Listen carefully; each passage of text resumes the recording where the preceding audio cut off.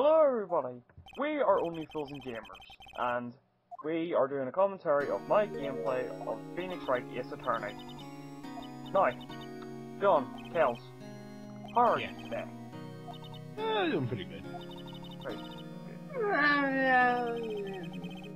Alright. Of course I'll help you. I'll help you. Although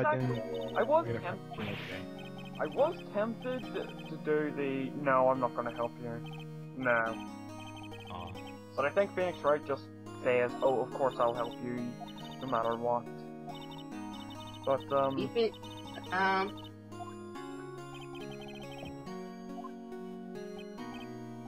So, John, No, I never thought. Yes, Niall? when are you picking Heard what about me? Oh, God. When are you going to get this? Because I'm waiting for you to actually pick up a Phoenix Wright game. Actually, I am thinking about getting it tomorrow since I found out that I actually have $50. Hopefully they'll have it at GameStop.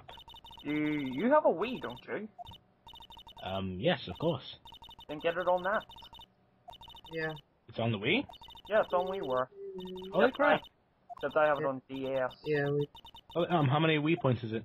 I have it on. I think 1,000.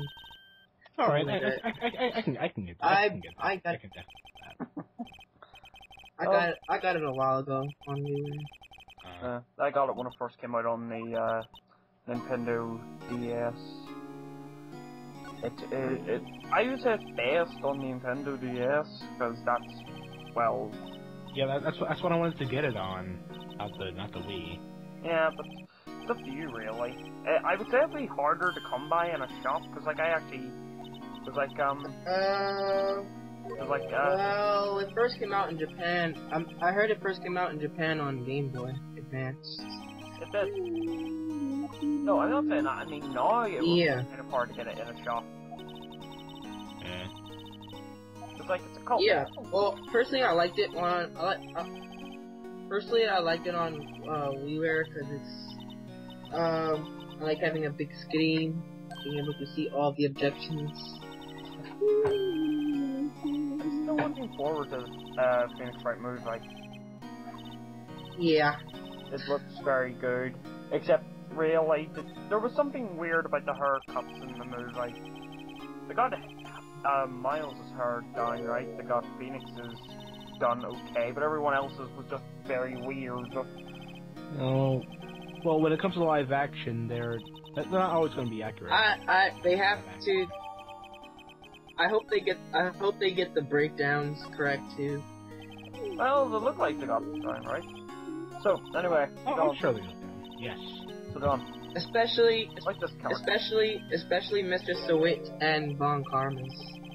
Oh yeah, I seen Von Karma. He does not look like what he does in the game. He looks completely different. The clothing, sure, but everything else is just completely different. Like, I think get the same director, but get Western actors. Like, I haven't got anything against the way it is now. It's just more of the characters I think would be better off played by Western actors. I can see that. Interesting. Maybe Leonardo DiCaprio could have been Something the matter? So, John, pretty much this part of the game, like, this part and the second part, are the investigation part, well, the first of the investigation parts, and then after that, it's the first case.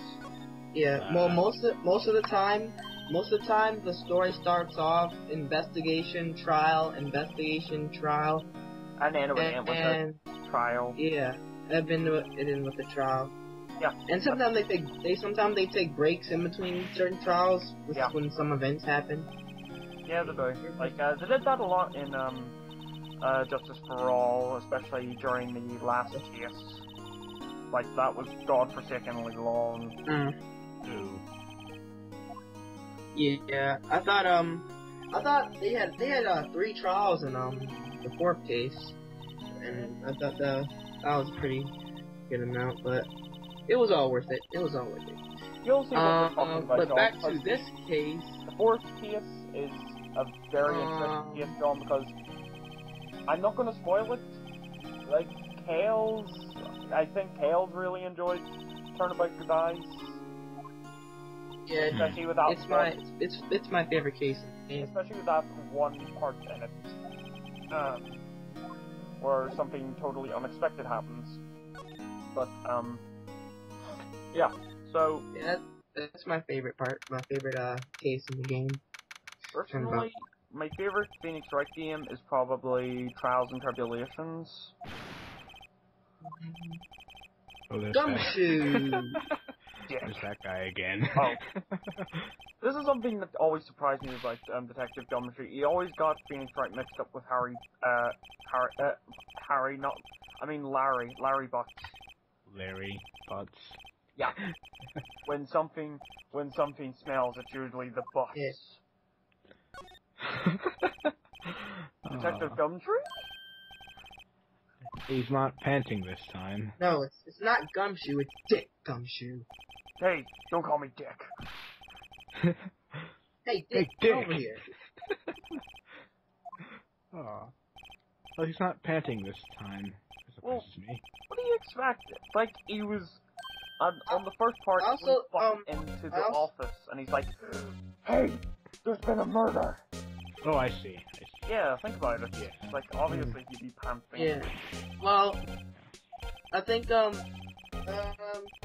personally, I think this case right here, the second case, I really enjoyed it. It was, because this was the first time we actually did investigation, and it wasn't just a trial. Yeah. So, I thought the third case was alright. I liked it, too. Just panting. Yeah. But, personally, my favorite's probably the fourth and the second case. Like, you still gotta get Rise from the Ashes, which is a pretty good case. It's like 2 months. Yeah, it's a DLC. It's set 2 months, I think, after the events of the first game.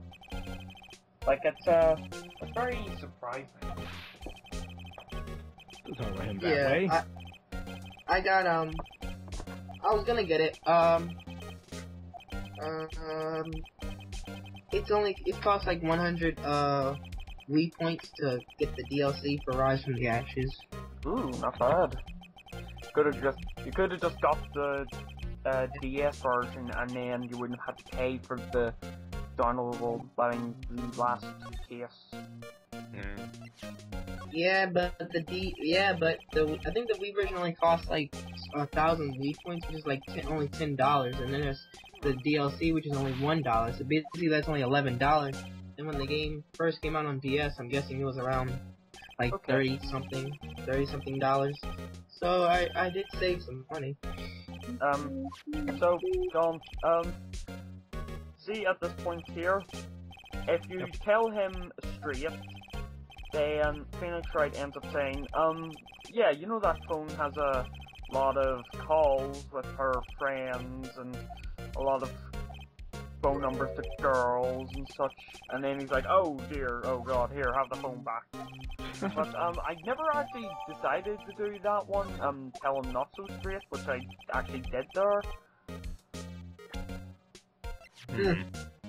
Yeah. Like, I want to see what his response would be.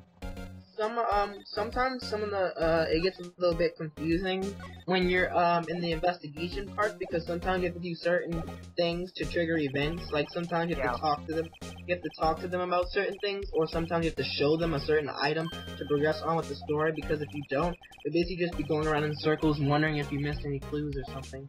So... Yeah, that happened to me.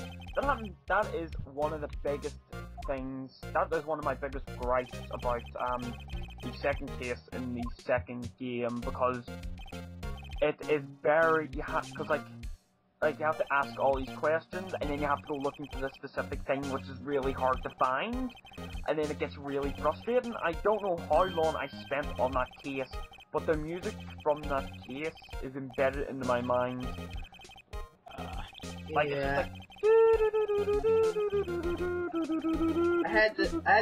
sort of had the same. I guess that's kind of why I didn't enjoy the third case as much, was because I stayed on it for a long time, because I got kind of stuck trying to find the right evidence. So yeah. And Vask didn't make it any easier because she didn't have any signs of any contradictions. Yeah. Anyway, that was the end of part 5. Thank you. Yep. Part 5 of the Turnabout of Phoenix Wright Ace Attorney. And I hope to see you again next time. Bye. Objection! There's only room for one lawyer here, and that's me, god damn it.